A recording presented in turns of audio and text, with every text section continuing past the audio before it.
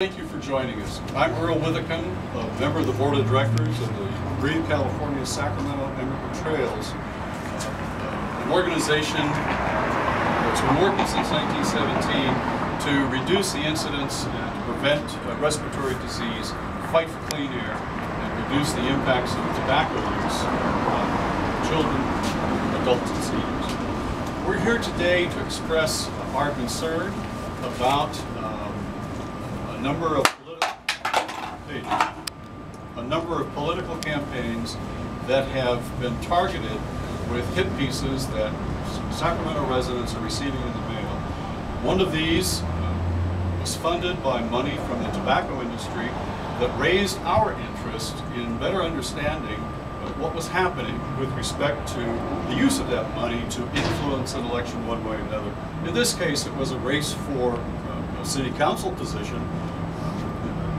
The campaign that was slandered or slighted was that of Julius Cherry. We do not support either candidate in the races affected, but we strongly urge the public to be aware that these hit pieces are promoted by groups that are not what they appear to be.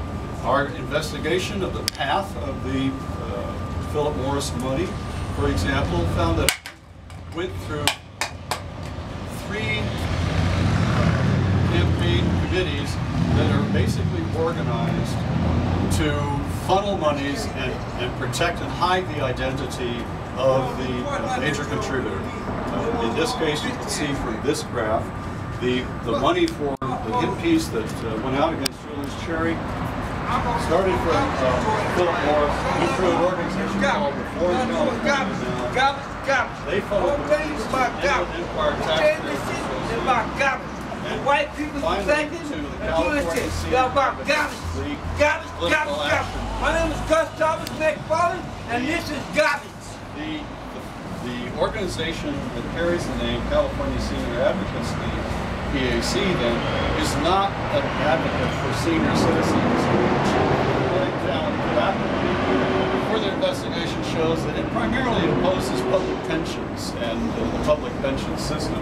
So we urge Sacramento residents to look very carefully at the organizations behind these hit pieces and do their own research and look for information that we hope the media will disseminate about the true identity.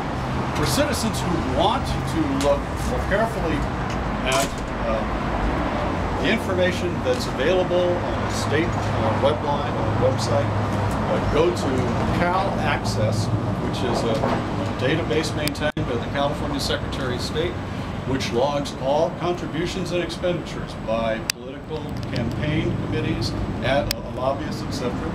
This has been a tremendous resource for those of us who wanted to find out what Big Tobacco is interested in, for example, and I urge citizens to take advantage of that. Again, we encourage the press to look more carefully into these hit pieces and alert the public as to who's really behind it. A piece came out recently against Gerald Fong, who's a sitting council person, now a candidate for assembly. That mailer was sent out by California Jobs and a Strong Economy. One of the campaign finance law enacted a few years ago in California requires that contributions totaling more than $50,000 in the year previous to the release of a hit piece like this, the two top contributors of cumulative contributions over $50,000 must have their names included in the byline showing who funded it. In this case, there is no such attribution. We feel that that's a violation of state law. We would ask the media to continue to look at situations like this. We would ask the legislature and the Fair Political Practices Commission also, when they become aware of these situations, to enforce the existing statute. It's critical in this time and day and age when scandal haunts the legislature, as it has recently, that the citizenry have access to full and transparent information on where money comes from to fund campaigns and the advocacy efforts of special interest groups impacting the legislature and also local racism.